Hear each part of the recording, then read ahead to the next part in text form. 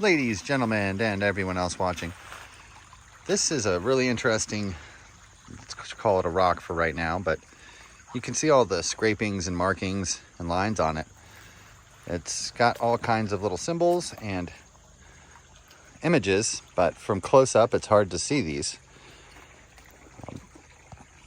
The most that we can really hope for right now is just to see all these little markings and things on here. It's really beautiful. So today is Sunday. We're just hanging out, looking at some stone art. I found a very awesome piece that I'm walking to right now. So I just thought to turn on the camera and show you some of the stuff that's on here. You might start to recognize some of these silhouettes of human beings in the different colors, perhaps. Now sometimes they're animalmorphic characters, so they'll have humans and then also animals, and they'll kind of be mixed together. So, such as the Birdman, as you guys know, still very popular in Native American culture today. So all these stones, you see all the lines and things on them, how they're all marked up, and they're actually carved. You could just try to attribute that to natural water erosion, but just like you saw, the water doesn't erode things in crisscrosses and X's like that. This is just a style of art that we're still learning about, and it's so complicated and hard to see that it takes several weeks to even begin to try to understand the patterns that will repeat over and over, because there's hundreds of them and they only show up every once in a while. But after a little bit of time, you start to see them all over. This is what we're working on right now. You might notice as we're walking up on it, it might look like a crane. So ignore this rough part of the wood and just look at this as the beak, and that's the eye and the cheek of the bird. Maybe that's the eye of the bird. You can see how the rest of it's positioned there. This is a giant piece of cedar. And this is an all-day affair to get this thing out. I gotta kind of be careful where I step, but beautiful bird is demonstrated here.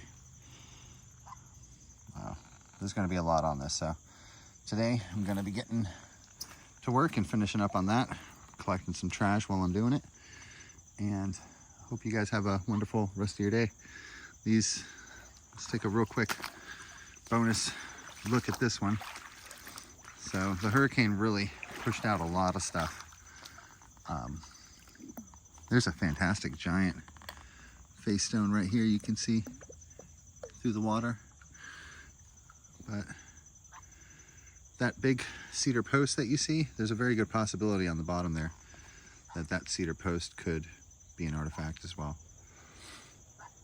More than likely everything in here is. And so what's happened, everything washed out. This thing is huge now. It's destroyed. I mean, the water was all the way up. You should see the lower parts of the forest. It is wild. But all this started for me finding this big cedar artifact. It started with this club. So this is a huge club, and it actually has a little thumb slot for it. You can see inside there, and you hold it like this, and it's got a little curve. It's huge. It's gigantic, and it has this curve for whenever you walk with it, you can put it right over your shoulder. It fits right at your neck very well, and 100% on the side here.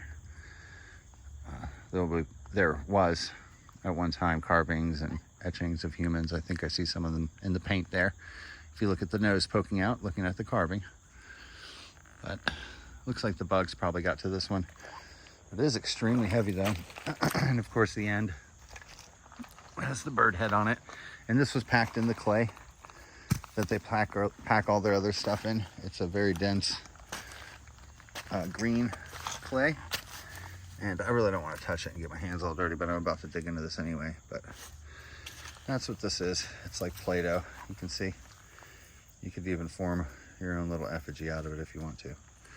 So that's what the wooden artifacts are covered in, including this. Sorry for our focus there. So, got some work to do. I'm gonna finish this up hopefully tonight, and I'll catch up with you guys later. Bye.